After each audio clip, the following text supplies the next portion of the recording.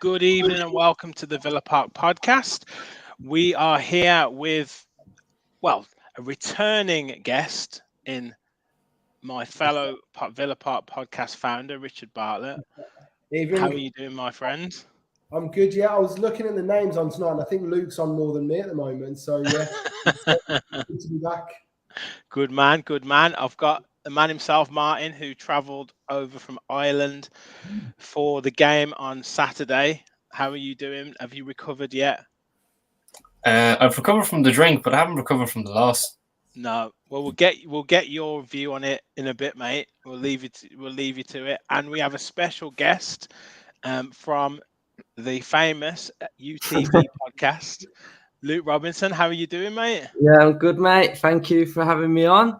Good. Great to have you on, mate. Great to have you on. And it has been a hell of a weekend, to be honest, and a hell of a day today with the news that's been going around about Villa. If you're on Twitter, I think it's like a crisis period at the moment at the club. Just things going absolutely crazy at the minute. So we're going to get into that, get into the Ismaila saga, as we might call it. I've got a 3-point plan for what I think Villa need to do to improve, which we'll talk about. And we have a small matter of a Carabao Cup game tomorrow that we hope to have a bit of a decent cup run this season, because I think that might allay some of the issues this season with the Villa. But first, Martin, we did a bit of a rant on Saturday off the game and got some, had some really good reaction to it, got some really good views on it as well, and really good opinions. But you were actually at the game, so from your point of view, how was it? How was the performance, seeing it live? First 5 minutes was great. We were really moving. I'm just going to leave it there. The first 5 good. Yeah. They were great. And, we got 1-0 up. I was thinking we could really push on from here because we had them on the back foot. But for some reason, when Palace kicked the ball from kickoff, we just dropped back 10 yards. And I don't know why we did that. And then a loose ball. And the last person you want on a loose ball is Wilfried Zaha. So, and then it was just absolute collapse from there. I mean, our best player on the pitch was Douglas Luiz, and he only played about 15, 20 minutes. Yeah, I saw a stat or something that Luiz made more passes or successful passes than McGinn did all game, or something like that. I didn't see him fail one pass. Literally didn't feel. Yeah, I mean, granted, when the 3-1 up, they probably take the foot off the gas a little bit, Palace, but I just think it's a bit of a mess at the moment, Luke, and that game epitomised it, to be honest. Yeah, it's frustrating, isn't it, really? I just think, for me, it's just tactically, isn't it? There's just something fundamentally slightly wrong with the way we're setting up at the minute. I mean, for Zaha's goal, it was just like one punch straight through, cut through our whole midfield. The defence is on the back foot, trying to catch up with Zaha, and it just at the minute just feels like we're just clinging on all the time, and there's no structure in the middle of the park, and that's where I feel like our problem is at the minute, because it's the same against Bournemouth, wasn't it? It sort of mirrored it with second to every ball. We just look, when something goes against us, we just look like we're devoid of ideas as soon as that goal went in, really. And it's just frustrating, because we all know as Villa fans that we have actually got a good side. There's some really good players there, but for whatever reason, at the minute, there's just something that's just not working. Yeah, it's so strange, because you mentioned about like the kind of character to come back into games, and I know it's only pre-season and all that, but we looked like we had, even though we weren't playing particularly well, we looked like we had that kind of strength of character, to break down that Brisbane team who were just putting 10 men behind the ball, beating Leeds 1-0 when they were putting a lot of pressure on us, and then finally coming back against Man United to get a last minute draw, and you're thinking, well, that's what Villa have been missing, that kind of character and that kind of like, the ability to kind of just stay in a game. But I don't know what's happened at the start of this season, but that's gone. Yeah. I do honestly feel like it's the shape of the team which lets us down. Like, I think it doesn't matter who you put in, whether it's Buendia coming back in, Coutinho going out, Bailey coming in. I feel like you could just rotate any of them. But until the actual fundamental foundations start being done on the pitch, we're going to struggle all the time. Yeah. Rich, your sort of reaction, obviously Luke's there talking about kind of structure, the issues in midfield, and I feel like we've had this podcast running for what, nearly 2 years, is it? You're going to say identity, aren't you? You're definitely going to say identity. But we're saying the same stuff. Since we started this podcast, we're saying the same stuff. Like, we've got no midfield. We've got no presence in the middle of the park. I don't know if we've ever won a midfield battle since we've been in the Premier League.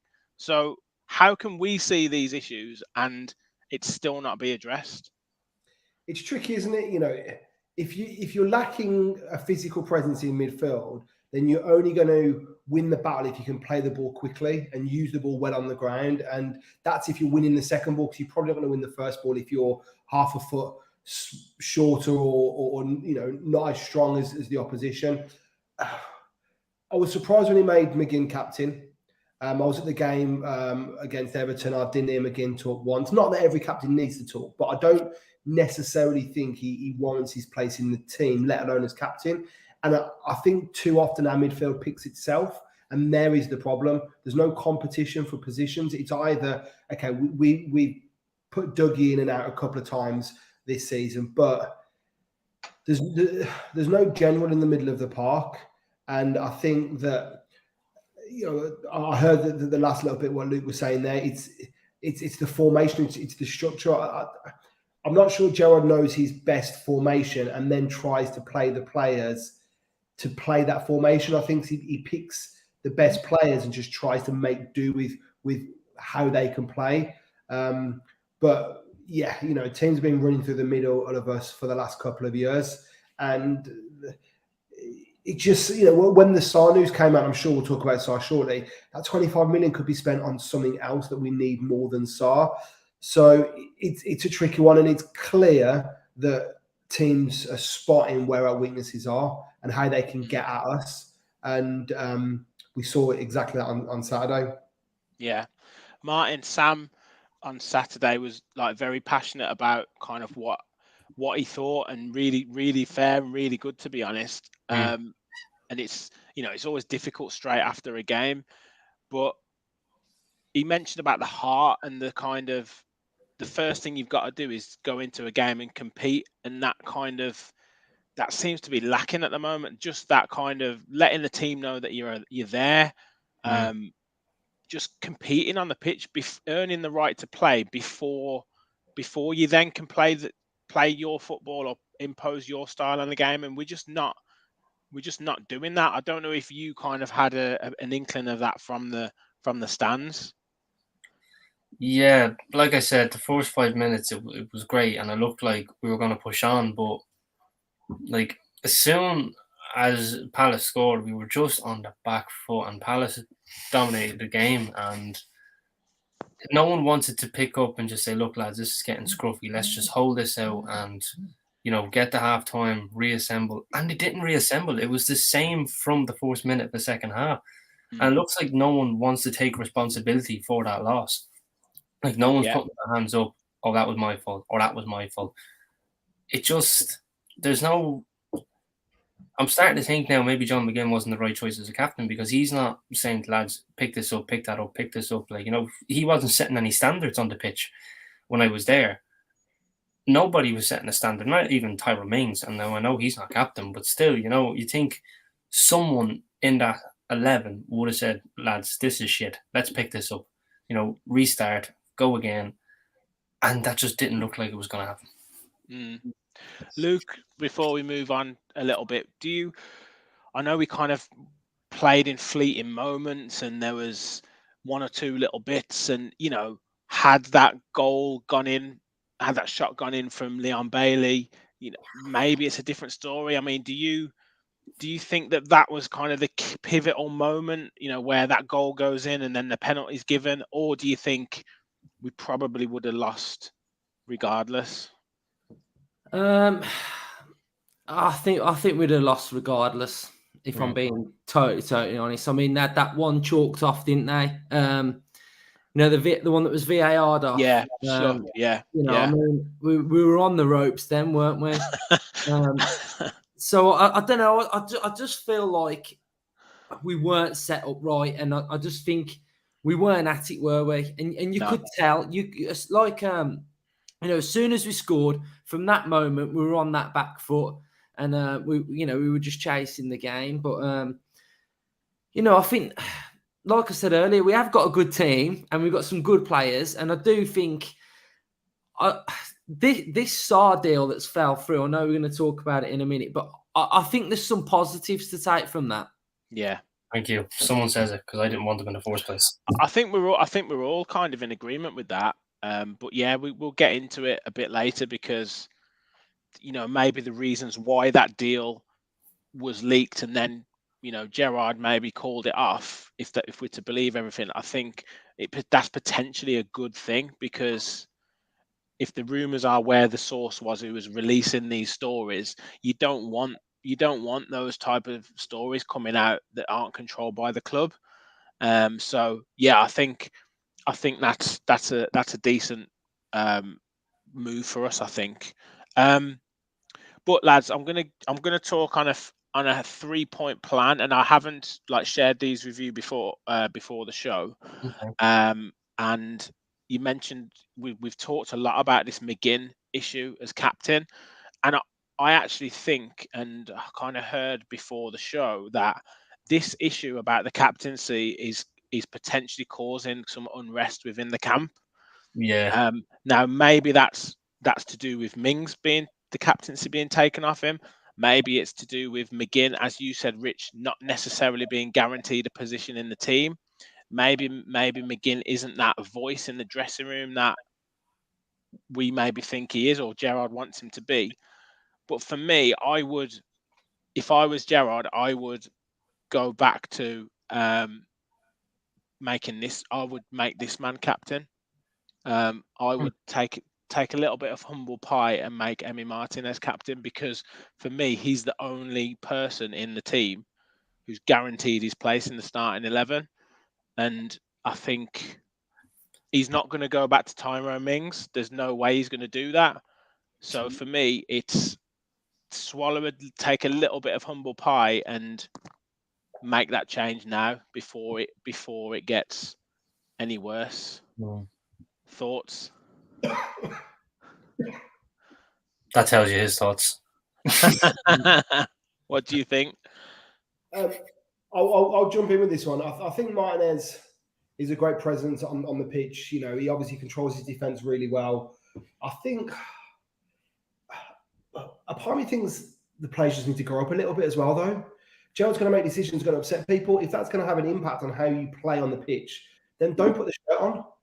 Tell Gerrard, you're not in the right mental state to play football. I think Tyrone Mings has led us well as a human being. I've got lots of great things to say about him. He has been a fault at times in a Villa show. More often than not, he puts in brilliant performances. I think if Gerrard makes a change now, it's quite quickly forgotten. Martinez, I believe, is one of the club captains, so it wouldn't be the strangest decision to make. I just always struggle, though, with goalkeepers being captains, because 70% of the action could be a good 50 metres away from you, and I don't know how you can, that kind of central defence, central midfielder makes sense to be a captain. Whilst there have been some great goalkeepers as captains in the past, I just think he's a bit too far away from the action. But I don't think McGinn's the right character. He's been in his shell a little bit. He's not been that tough tackling midfielder that perhaps we saw at times last season. And as I said, not that captains need to be the ladies' voice on the pitch, of course not. But I didn't repeat from him against Everton. So yeah, if Gerrard did it, he's going to look like a bit of an idiot for a couple of weeks. But better that and get the balance right in the team, I'd say. Yeah, Luke, what do you think? Do you think kind of McGinn being captain is keeping that pressure on that he's got to play, and in turn maybe causing? Because if I was Douglas Luiz, or if I was Sanson, I'd be like, he's not playing well enough. Like, what have I got to do to get in this team? Yeah, I get what you're saying. And I think the other way you can look at it is you can think of, is there anyone in this Villa side who 100% stands out to be a captain of Aston Villa Football Club? And the answer is no, is there? Yeah. They've all got their flaws. They're all really inconsistent. And that was one of the things that Gerrard wanted to get rid of this season. He wanted to get rid of the inconsistencies. That's why he signed Carlos. That's why he dropped Mings. That's why he took the captaincy off Mings. So we've still got the same problems of what we got last season, and that's what why we're having a problem at the minute. Like, I really like McGinn, but yeah, should McGinn be playing 38 games a season based on the way he plays for Villa? No, because what McGinn is the same as what Ramsey is, the same as what Luiz has been, inconsistent. And if that's your captain, then when we was on about the captain at the start of the season, my choice was Martinez because he's the only one that will be in that team every single week, like what you guys have just said. Yeah. So yeah, it's just frustrating. But I think with the captaincy, like Rich said, though, the players have just got to get on with it. Yeah. Like you say, if they're bothered about who's the captain or not, then clearly they're weak characters. Yeah, he's made his decision, and that's the end of it. McGinn was a bit of a strange one because he's a bit of a joker. You see some of the stuff he gets with Bodymore Heath, and it's all fun and games. And not that captains can't be jokers, right? But I don't know if that's the guy you're gonna, when he's shouting at you, telling you something, you probably remember him when he was dressed as a turkey at the training ground. That is true. That is true, though. It matters, it does matter. Yeah. Captain a little bit on a football pitch. Yeah. Martin, do you think? Go on, sorry. What we're missing, one of the players used to wear the top that Martin's wearing tonight. I think someone like Kevin Richardson in the middle of that park, just barking the orders, putting a foot in, putting his head in where it hurts, and just giving it to the player that can, passing it on to someone that use the ball. It's the kind of play we're screaming out for at the moment. Yeah. And sorry, if anything as well, he probably should have gave the captaincy to Carlos because the squad are obviously a close-knit group. They've all probably got friendships, haven't they? Some probably hang out with others, You got Buendia, Coutinho, all the South American lot, they all hang out with each other. Yeah.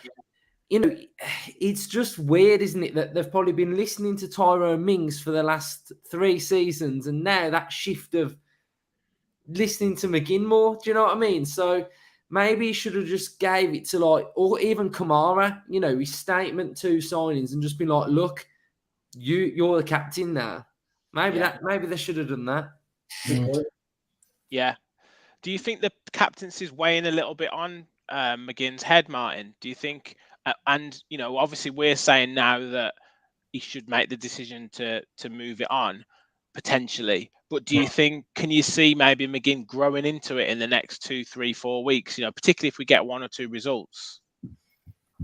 I don't really see him growing into it in the next 2 or 3 weeks after what I saw on Saturday.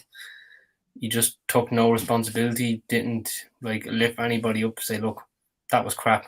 Make sure it was better the next time. And I don't see him improving. And we're coming up against West Ham, who are very physical. And like we said earlier, they're a very physical side. So I don't see him telling the lads, come on, let's pick this up now. But I don't see him improving. And I think it is weighing on him a little bit too much.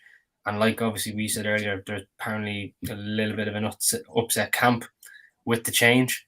So I'm thinking maybe some people probably aren't taking him as serious as they should be. And when he's trying to back orders and people are like, well, no thanks, or just moving on with it. And I don't think I'm not going to see any improvement. And if we are to change it, I'd be in agreement. Change it now, just so that, look, Gerrard can put his hand up and say, I got it wrong. I'm sorry. Martinez is now the captain, and there wouldn't be an issue with that. Yeah. We'll get a couple of comments before we move on to point number 2.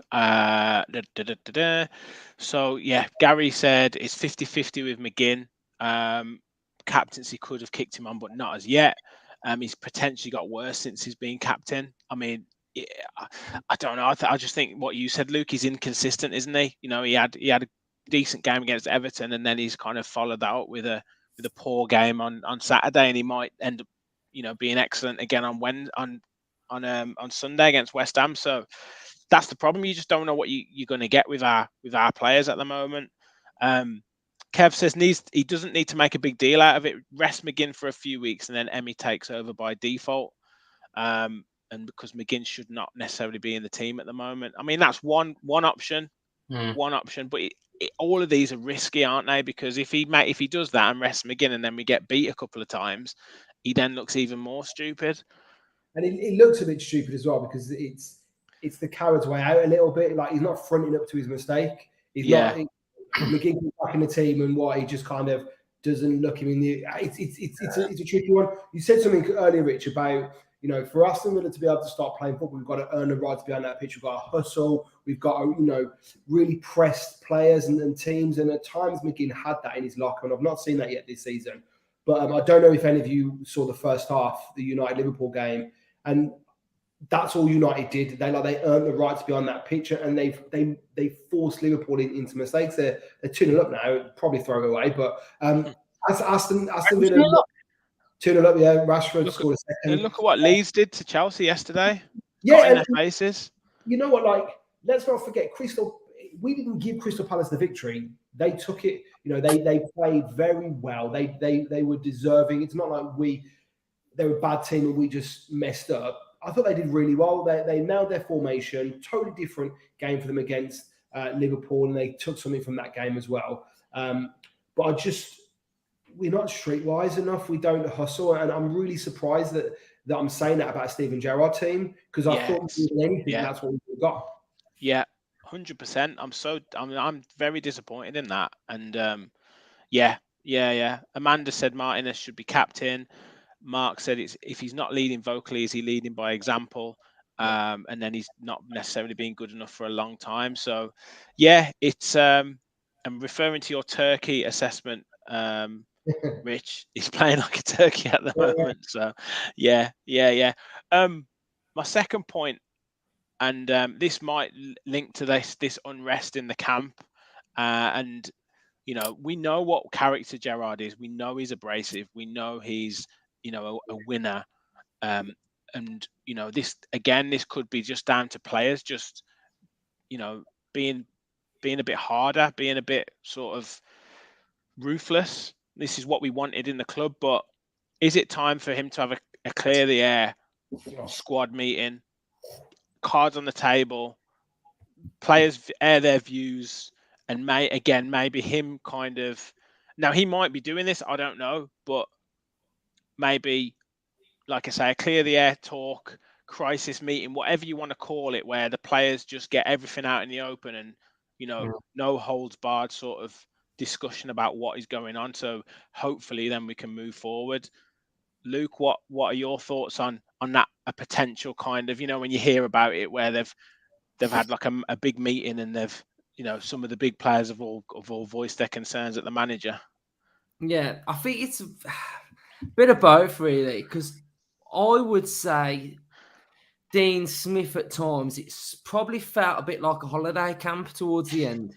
It felt like they were all there. They absolutely loved it. Dino would, you know, shake everybody's hand before everybody got off the pitch after we'd probably been battered.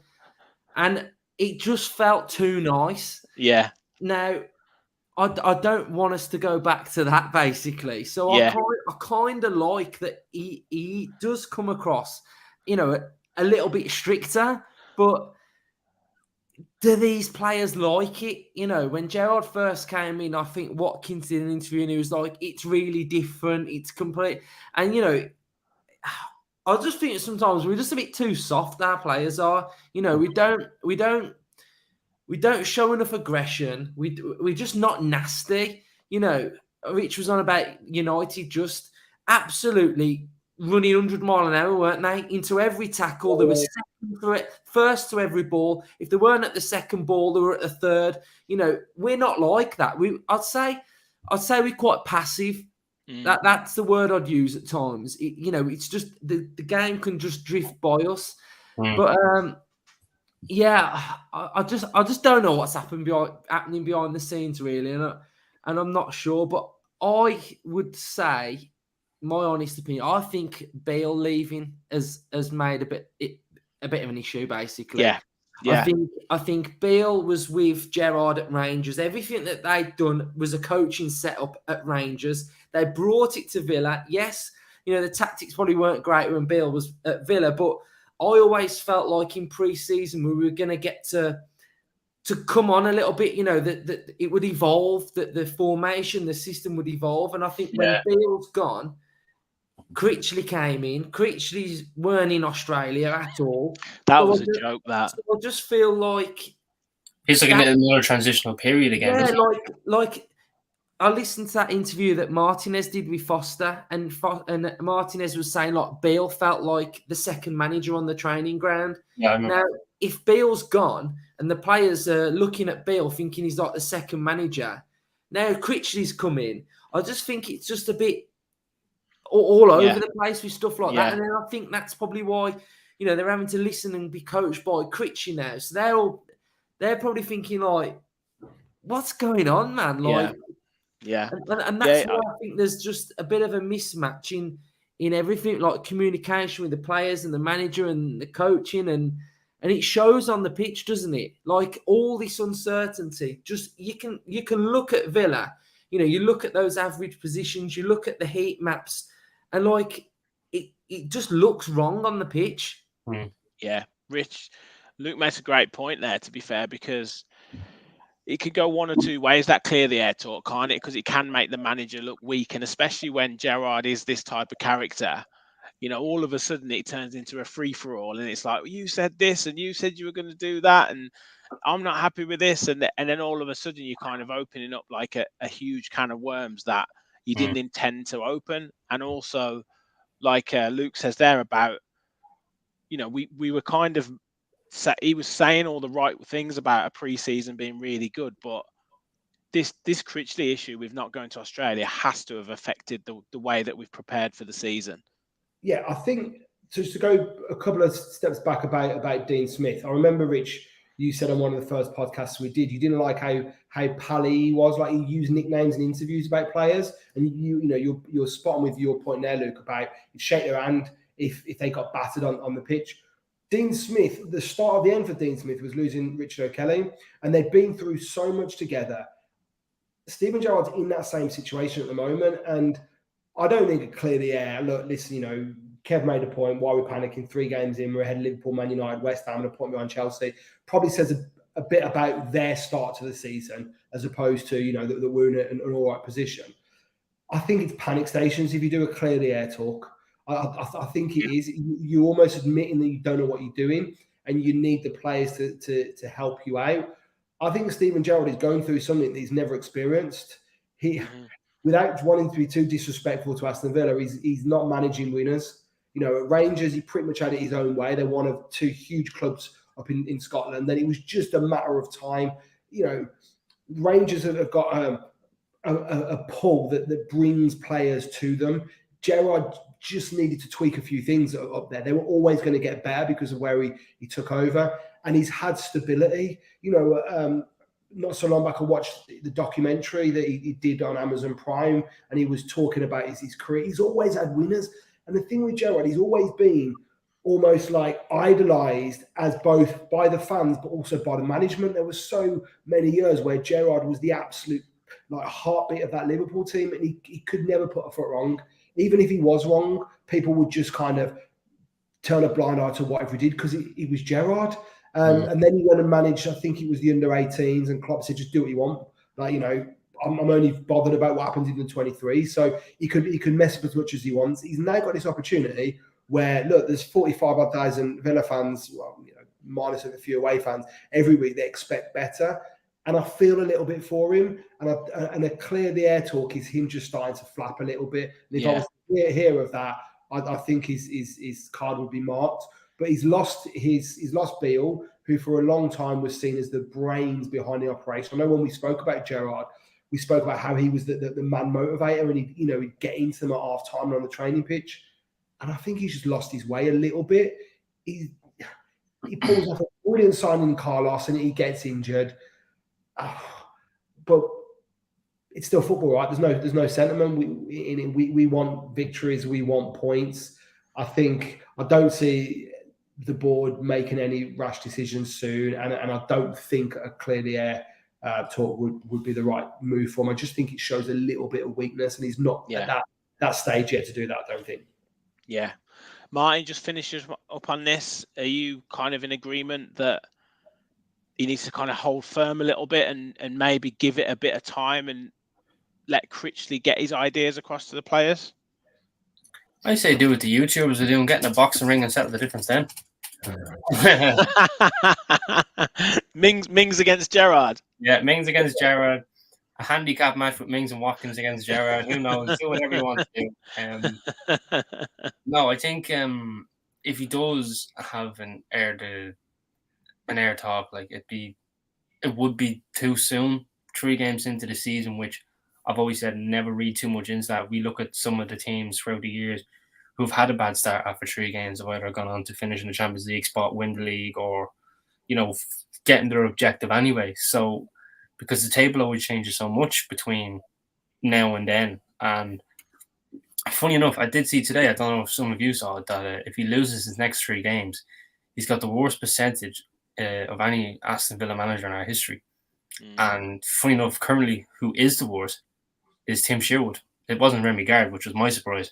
But it would be too soon. I think if he's going to have that, he needs to have that. Maybe if you're in the business end of the season where you might lose 2 or 3 games, and then you might say, right, it hasn't worked, but this is now where we really need to pick things up. Get Big Sam in for the rest of the season. Yeah. Big Sam, yeah. But he lives locally, so it'll be all right. But there was one thing I forgot to mention, actually. I was listening to a podcast over the weekend with Frank Lampard on the High Performance podcast. I don't want to promote any of the podcasts clearly on this one, but that's the one I was listening to. And he spoke about he was managing Chelsea and they were second, and he had 1 bad month and he got sacked. And they were discussing the time that Klopp was given, the time that Guardiola was given, because you touch on that correctly there, Martin. Like sometimes you can have bad starts.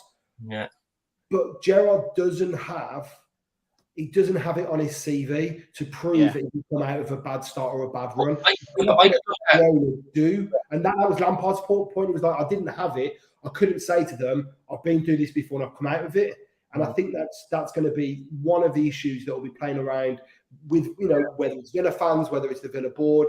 I think it's certainly. I could look to Arteta, who had a worse start last season, and people were calling for his head because he was like, "Oh, he's never gone through this," because he was number 2 in Man City, winning leagues and doing whatever. And now look where he is now. So people are looking into this way too soon. And don't get me wrong, I'm not liking the performances. I'm not saying I'm like every other Villa fan. The performances are crap at the moment. But you have to give it time. But he didn't build a Rangers team get into the Europa League or within near the Champions League in 10 months. Like, he's done that 2-3 years. He had to build that team, his own team. He has to do that here. And people saying he's had time. No, he hasn't. He's only had 2 windows. And he's trying to get rid of a lot of dead wood. So it's not going to look good for him. And that's, unfortunately, the reality of it. So I'm a little bit of a sympathetic point of view towards Gerrard. But at the same time, I'm not liking his performances. But I have to remember, it's only 3 games in. And he's only here 10 months. So you have to be careful with what we do and how we go about this. Absolutely. I agree. And we have won a game. But let's not forget, we have won a game. So, it's not like we're sitting bottom of the table with 0 points. I've got a couple of questions, but I'll leave them for a second. But my last point, just to get this in, and to be fair, it's what we've been saying the whole time. And it's over the last few pods. And Luke, I'm sure you've mentioned this on yours, is and you touched on it earlier about the tactics in midfield. Now, does he need to play with kind of two central defensive midfielders? I've put Louise and Eric Bonham there. Maybe, one alongside a Kamara, so sacrifice McGinn or Ramsey, sacrifice a more forward playing midfielder, or that Sarr deal where fell through. So is Langer gonna sort of pull his finger out and get us a strong dominant midfielder? Luke, you first, mate. I think the fact that we were trying to sign a winger and we don't play with wingers meant that we were going to change our system. So, like you just said, sort of like a 4-2-3-1, something like that. With two out-and-out wingers, two holding central midfielders, you could play the one in front of a Ramsey or a Coutinho, or if you wanted to go that attacking, you could put Coutinho there. So that's why I sort of liked the look of the Sarr deal, because it looked like we were going for a different direction tactically. I mean, you can't sign another winger if you don't play with wingers, can you? So, do you know what I mean? That's yeah. So I do think we probably should go to that formation, but it's Critchley at Blackpool and in his managerial career has played with wingers, so that's why I felt like we were going down that road, because, those fullbacks getting forward and you're asking them three midfielders, two either side, to tuck in for the fullback. It just doesn't work. Nah, the middle of the pitch is massive between the two that are in there. So it gives us more stability, doesn't it? So yeah. I would say that's the formation that I'd like to see, and I'd like to see that against Bolton. Yeah. Rich, in terms of that, where Luke said there about the pressure that's placed on that holding midfielder and the two centre halves, when, like you say, those fullbacks bomb on, and both of them bomb on, which to me is a little bit, it always used to be if one goes, one stays, just to keep that balance. But whatever, that's what we're doing at the moment. But also, do you think it supports the fact that because McGinn and Ramsey aren't particularly great at passing the ball, having that extra man in the midfield who's a little bit deeper just supports, one of them, if they were to be in the team, to have someone else to pass to in a shorter distance, rather than having to play risky passes that invariably they give it away? It's the problem I have at the moment with the Villa is I don't trust any of the players to play any formation.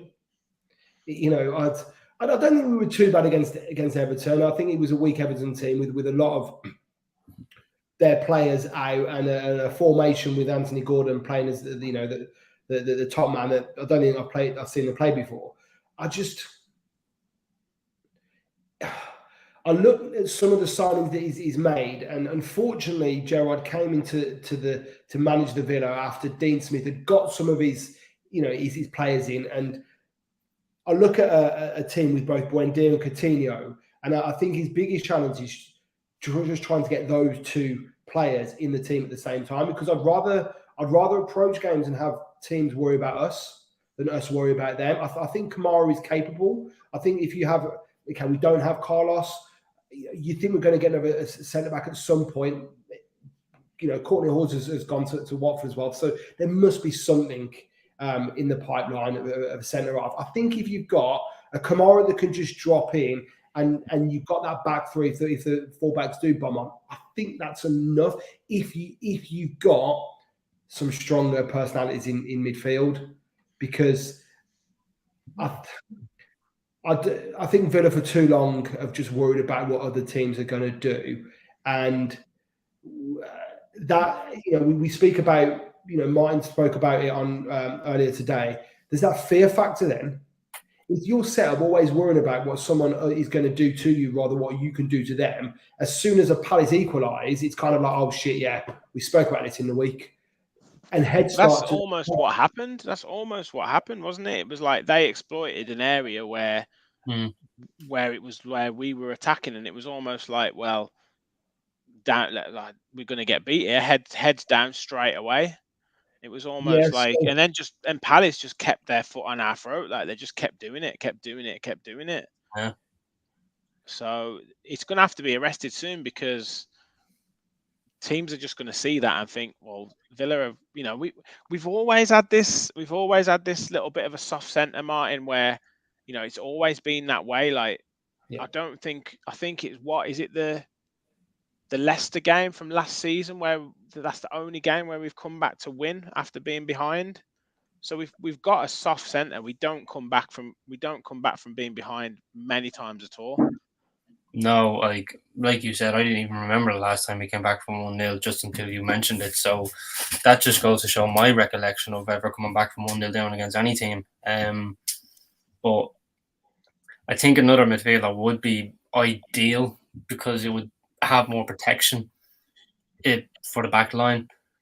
And, you know, if one of the fullbacks is going up, at least a winger can come back and not two midfielders drifting. So it's really, like I said, it's all early doors at the moment. And I know it's not panic station, but I know we're emotional because it's the poor start against, you know, like probably the three teams you would have been at least expecting 7 points. But that's football. What's if, buts, and maybes. And, yeah. You know, so I just think I would like to see a strong midfielder or play Douglas Luiz. Actually, no, I'm going to be surprised. I'd play Morgan Sanson with Kamara because the two of them had played together in a 4-2-3-1 in Marseille. So that partnership could work because them two would understand each other and French spoken. So that's just one thing to throw in there because I remember Morgan Sanson against Man United and he was probably one of the best players on the pitch. Yeah. And then all of a sudden John McGinn comes back from suspension and he's nowhere to be seen again. So it's kind of like, I just had a great game against Man United. Despite his mistake, you know, that happens. And he showed that he cared with his reaction. But I just had a great game. I made one mistake and all of a sudden, I'm not in the squad anymore. Do you not think we do that all the time, though? We play players out of form. Yeah. Danny Ings scored against Everton. What do we do next game against Palace? He's on He the dropped. bench. And how can you get someone to get form and get confidence when you just drop them after a decent game? I had said that on the Eagle Eye Football when they interviewed me with my view of the game. I said, I don't know why Gerrard changed his formation again. Because the first game went with 4-3-3, didn't work. Went with 4-3-1-2, it worked, you know, we got a win. So I don't know why he changed it again. That just shows a little bit of inconsistency and probably not trusting a system after one game. So yeah. And ironically, our midfield was more. It was more holes in our midfield on the game on Saturday than there was against Everton. Like we had more presence. We had two up top who one would drop in and make an extra man in midfield, or they would both run and challenge the back four. And you know, with the best will in the world, I know Watkins is a willing runner, but asking him to do all of that running across a back line is just it's crazy. Yeah. We'll move on to the we'll move on from this in 1 second. I just wanted to ask you a question, Luke, from Gary, and he's put, honestly, is Gerrard going to get through this and be a success? I'll say yeah. I'm backing him.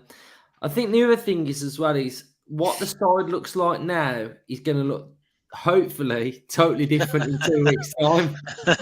So you know, let's hopefully judge after this window where we've got a new central midfielder, a new attacker, a centre backs in, and then we can start trying to, you know, if you don't get no better then I'm imagining, you know, But I think so, yeah. Yeah, we've got to give it time. And I know we've got 3 tough games coming up, but, you know, you've got to play them at some point. And, you know, these teams have dropped points as we've seen this season, apart from Arsenal so far. So, you know, you've got to test yourself against the best.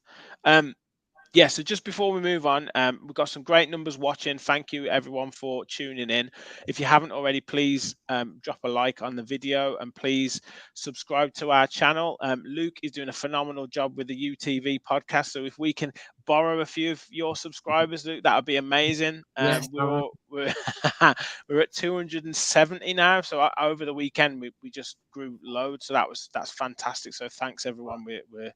hopefully on the way to 500. But yeah, please, if you haven't already, please give the video a like and please subscribe to the channel. So what was it, yesterday or was it Saturday night? We heard rumor of Ismaila Sarr. I think it was Saturday night because I remember it coming up as soon as I left the stadium. Right, Saturday night, and it turned into an absolute saga. Excuse the pun. So we had him. He had a medical. Apparently, that's the bad joke I've ever heard one. He had a medical. He'd agreed personal terms. We'd agreed a fee, and then it was, Fabrizio was tweeting it, and everything was all done.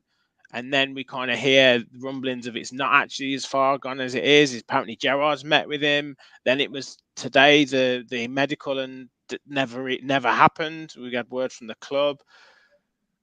Luke, are you kind of first of all, what do you think of how that story was leaked and kind of the mishmash of different information, or basically was it just people kind of putting 2 and 2 together and getting 35? Well, this isn't how Aston Villa operate in a transfer window, is it? It's very quiet. You don't hear about nothing. There's never no sort of rumours until it's literally about to happen. My understanding of what I think happened was we agreed to be with Watford. We were speaking to Sarr. We know that Gerrard went to meet Kamara and went to his house. Perslow, Lang, all went to Kamara. So I think we really do our due diligence on everything that we want from a player. And I just feel like something happened in them negotiations, whether it was him wanting more money or we saw something that we didn't like. But for me, I think fair play to Villa, because we don't want to be held to ransom. We don't want to cave in. We don't want to just give in to these players whatever they want. If we don't feel like it fits what we're trying to do, then you're not right for Aston Villa. So there was a massive meltdown on social media. I mean, Sunday night, wasn't there, about, Villa got no ambition, we should just do this, we should do that. But it doesn't work like that. It's not Football Manager. We've got budgets that we're trying to work towards, and there may be other targets that we are after. So I think fair play to them, really, because we don't want to be held to ransom. And that's what I think. No, fair. Rich, is it a case of that situation where an agent or whatever has kind of capitalized on the interest from Villa, because clearly there was interest, and then thought, I know what I'll do, I'll put a story out, see if I can start some sort of bidding war, or even Sarr, there's rumors of him wanting the same money as Coutinho or whatever. So like Luke says, we can't, I know it's not our money, but essentially we can't be held to ransom with ultimately a player who's been relegated with Watford. Well, if he was hoping to get a bidding war started, if we agree that the agent leaked the story, it didn't work because we didn't agree to fee. That part of the business had been done. And he's a name that I haven't heard mentioned for a while. Oh, we've lost you, mate. You're on mute.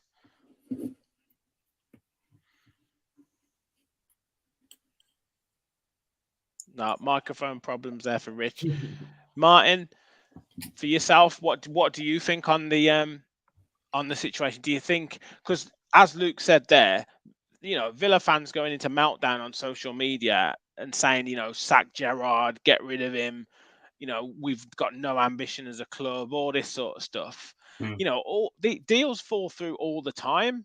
It's just, I think it's probably just the way that it's been so public that it's kind of caused this kind of, I don't know what it is. I wouldn't reaction, I suppose, but it's a little bit crazy, really, isn't it?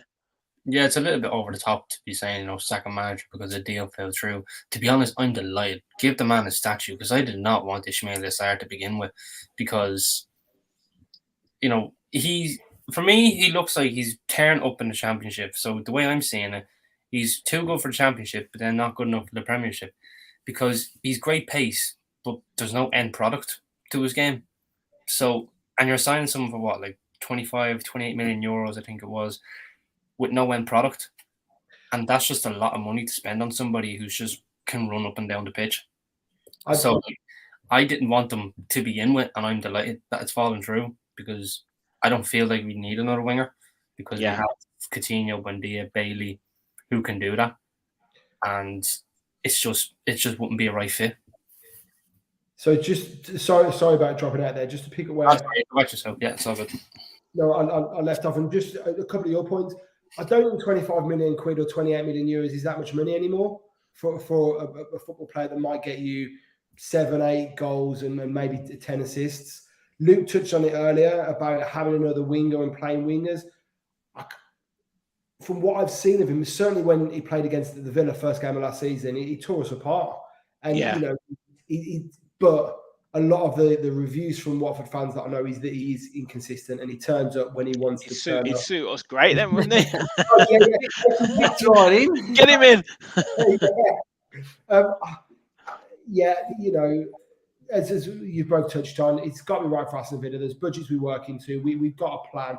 I think this plan that Purslow had with Dean Smith to bring in players that we can sell on seems to have kind of gone out the window a little bit with some of the signings that we've made. But it's survival. You know, Gerrard needs to bring in players that he can look in the eye and know that they're going to run through a wall for him. And he probably currently has too many players in his dressing room that he can't say that about. So if he's in a meeting with Sarr and he's got any doubt, if it's not a hell yeah, it's got to be a no, right? Yeah, 100%. Luke, with Courtney Hawes going out on loan, the possibility of Cameron Archer going out on loan, which I would be very disappointed about, is that opening up the option for us to get more players in? I know you touched on it earlier, but you know, he's got to really, hasn't it? We're starting to get rid of the players we don't want, albeit that they're going out on loan, which is, you know, you'd want to have a fee for them, wouldn't they? But hopefully if they smash their loans, then they'll value will go up and that. So, yeah, I think, you know, we saw that Traore's gone today. So it looked like it was going to be Sarr in, Traore gone. Yeah. Courtney Hawes gone. I reckon it's Bednarak. I reckon he's the one. He was on the bench for them for Southampton. So I imagine it's probably going to be him that comes, whether it's on loan. So I'm happy about that. Justin on my podcast, he sort of thinks that with the midfielder, we're waiting for the cycle of one player going from a certain club and then it's all going to knock on. So, and I think we're going to go big on deadline day. I think there's going to be one where we just literally like drop a bomb and it's like, let's have you. So that's what I think. Yeah. So yeah, it's Courtney Hawes. Hopefully he does well. But yeah, I think it's just opening the door now, isn't it? It's getting players off the wage bill that's sort of giving us probably a bit more leeway to work with. Yeah, definitely. Well, yeah, I think we've probably dodged a bullet there with Sarr. I mean, I think he would have been a good player for us had he have come, but you know, I think we've got to trust Gerrard on this, to be fair. And I think if we're quick to criticise him for, you know, what's going on with the club and the uncertainty and all this sort of stuff, then we've got to be able to kind of say he's done. You know, if he doesn't feel something's right and he's been decisive in that decision, we've got to give him a bit of credit where credit's due for, you know, making a decision that, you know, hopefully is for the best of the club. So Bolton tomorrow. This is turning into a big game, Rich, to be fair, because you know where we are as a club at the minute in terms of the, you know, if social media is anything to go by, he's got to get a win. Yeah, I think he's got to get a win, and I also think everyone loves a cup run. So, you know, and when you're a team like Aston Villa that aren't going to be challenging for a top 4, top 6, you probably need to get to a quarters or a semis to be able to balance out a little bit of the mediocre finishing or mediocre placing in the league. So it's not going to be an easy game, but I think he's got a chance to, whether it is a new formation he wanted to try out, whether he wants to use the opportunity to put a couple of new faces in. It's a perfect chance to rest John McGinn, although I don't think he will do it. I think he's got to go strong. And I think if we are talking on Wednesday morning about a great performance on Tuesday night against Bolton, albeit Bolton, I think there's a lot of players from that team that could work their way into the team on Sunday. Yeah. Martin, Bolton currently 7th in League One, won 2, drawn 2, lost 1, sitting on 8 points. It's not going to be an easy game, but are you in agreement with Rich that it could go a good victory can go a long way to kind of building that confidence and that trust almost in the squad again? Yeah, a win always lifts the spirits in any team, so it would be nice to get a decent cup run. I don't care if it's the FA Cup or the League Cup, just a cup run. Like we've seen it with Crystal Palace, they finished 13th, and that is fairly mediocre, but they had an FA Cup semi-final game. So that just kind of showed they had something to look forward to, going to Wembley. If we can get that, going to a semi-final of an FA Cup or the final of the League Cup, going to Wembley, being able to, we might be 11th or so in the league, but we're here in Wembley. This is the optimism, so it would be really nice just to get a win against Bolton, just to lift my spirits up after what I saw on Saturday. And I'm not even joking. Where I was sitting, I was I think it was 7 aisles up. I had the sun shining down on me. I could see the pitch, right? And apparently in Zelhurst, that's very hard to do. But and I was just in front row action of utter dog shite. And I just need a win in this game, because then I can go, right, I can get over Saturday. Let's go into West Ham game and get a draw or something, because they're a very physical side. So I'm in agreement with Rich. A win would just lift all spirits, including mine. So yeah. I'm all for it. Spot on, mate. Spot on. Luke, we'll come to your team in a second, but Gary's commented there. This realistically, maybe FA Cup, but this is our real only big chance of silverware, isn't it? Yeah, we've got to go for it. I think, like you said, there's 2 trophies that Villa can win a season, and at the minute it's either the FA Cup or the Carabao Cup. So, it annoyed me last season when Dino went a little bit not strong enough. I think we chucked it, didn't we? Away at Stamford Bridge, they were bringing on Lukaku, and we just didn't have any answer. Yeah. We needed a Watkins coming off. We needed something. So yeah, strong as we can. Let's hopefully avoid Man United in the next couple of rounds if we can get through them, and get some home ties and just go deep, because we know Perslow said it, Gerrard said it. They want to go deep in every cup competition this season. So, it starts tomorrow, doesn't it? So they also said they want to finish 7th in the league. But, they did. So, to be fair though, this is partly why I think the fan base is having an absolute mare, because they've put a number on it, haven't they? Yeah, the expectation. That's the worst thing you can do is, when you kind of set expectations like that. You know yourself. It's like when you go and order something from a takeaway and they tell you it's going to be 10 minutes, and then you're half an hour and you still haven't had your food. Now, if you're me, someone like me, you're tearing down the walls. So yeah, always under promise and over deliver. Don't over promise and under deliver. So yeah, Luke, your starting 11 for tomorrow. To be fair, I feel like I've had a bit of a mare with it, so we might need to change it a bit.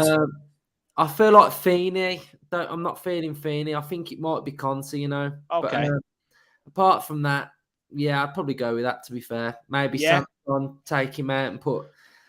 I don't know. I think we've covered that. It's probably likely that McGinn will start, but I wouldn't be averse to that team. Obviously Augustinson's got to get some minutes. Chambers deserves a start. Archer deserves a start. How weird is it now looking at someone like Philip Coutinho being in the kind of second 11, Rich? You mean playing Bolton? yeah. It's just it's mad, but yeah, I'll put the team back up. But what would you say to that, Rich? Would you be averse to that that team coming out? I think if there'd been a performance to be proud of against Crystal Palace, I'd go with a team like this. I think there almost needs to be a little bit of a, for want of a better phrase, a bit of a punishment. Like some of these players need to be sent on a cold, rainy Tuesday night, to the north of England to go. Mate, I remember in the Championship at Bolton, it was the coldest game I've ever been to. Put a bit of pride back into the shirt, but you also run the risk of getting an injury and not being fit for Sunday. So I think that there's, some of the points you made there. There's players that need minutes. There's players that need match sharpness, and there's enough experience in that pitch to help the youngsters through the game. So yeah, the front three. I don't know if he played Buendia and Coutinho. I think he might try Archer with a Watkins, move that formation around a little bit. I think he's going to have a strong bench regardless. And that's one of the positives about Aston Villa at the moment. You look at the bench and you see players on there that can come on and change the game a little bit. So I think that the bench will be stacked tomorrow with attacking flair that can really make a difference. So if we do hit a bit of a banana skin, he's got some players to bail him out. But it's, we touched on Archer earlier. Archer's an interesting one because we were told at the start of the window he's not going anywhere, and now it looks like he's going on loan, which I think just adds to the confusion around Gerrard's control and plans, which, it's death by a thousand paper cuts, isn't it? If you don't know your own mind, then how are we meant to, believe you're the right guy for us? Yeah, definitely. Quick score predictions then, boys. Martin, what are you going for tomorrow? I'm going to go for 2-0. So pretty standard 2-0. Yeah, 2-0 standard, away from home as well. So I think it'd be 2-0. Cameron Archer to score twice. Take two shots. That wouldn't be bad. I'm going to say it when to put him on a plate. So I'm going with an Archer brace. If it happens, come back to this clip. If it doesn't, come back to this clip. Luke, what about you, mate? I'll go 3-0. I'd take not conceding. I'd be happy if we don't concede. I'd be happy. If the defense doesn't get troubled, the shape looks good. It's pretty dominant. Then I'd be happy with that. Yeah. Rich, I think if they're 7th in League One, right? Yeah. Oh, here we go. He's gonna come for a wild one. Go on. No, I think if you get to 3, you probably get into 4, maybe 5. It's either going to be a tight game or we're going to get an early goal and we'll run and ragged, because also they're not going to have a good cup run. They've got ambitions to get out of League One. Not that they're going to play a weaker team, clearly, but I just think we're Aston Villa. We're going to a League One club. I mean, I've been guilty of this many times in my life. I think we'll probably concede because, again, we're Aston Villa, but I think it'll be 4-1. Okay. Well, Kev is being ever the optimist and saying 2-1 to Bolton. That would be a crazy meltdown if that happened. I do not want to see Villa Twitter if that happened. Seriously. I only want to see Twitter if that happens. Amanda's going 2-1 Villa. So no clean sheet. A bit of a defensive mess up there. But yeah, I think 3-1 Villa. I don't think we'll keep a clean sheet. I do think Bolton will come at us a little bit, but I think the quality will shine through in the end. And yeah, fingers crossed we can get a good cup run because we need it. And as I say, as you boys have said, any win is good, especially going into a tough game on Sunday. Before we finish up, Luke, once again, thank you so much for coming on the podcast. But you guys are up for an award or going for an award, mate. So do you want to just talk us through that? And some of our listeners, viewers can hopefully get involved to help you guys. Yeah, so we're going for best new content creators. So you'd have to go on the Football Content Awards and click on their website and then just enter our name in that category. So yeah, we're going for it. As easy as that. Trying to win something. Good stuff. Well, like I say, mate, it's great work that you've done with the podcast and with your YouTube channel. So yeah, if we can get on and support in any way we can, we certainly will do, mate. Thank you. But yeah, once again, thanks for coming on. Martin, thank you for coming on, mate, after your long trip and your long trek to see us against Palace. Hopefully you get some. It was a long game, if I'm being honest. yeah, it's always the football that ruins a good away day, to be honest. And Amanda said that she voted yesterday, Luke. So thank you. That's good. That's good. Rich, great to have you back on board, mate. Yeah, pleased to be back. Good stuff. Good stuff. Well, we will be back on. Well, we might, depend on the result. We might do a reaction show tomorrow, but we'll see. We'll see about that. But other than that, we will be back for a preview on Thursday for the West Ham game. And all that's left to say is thank you, boys, for jumping on. Thanks everyone for watching and listening. And subscribe to the channel.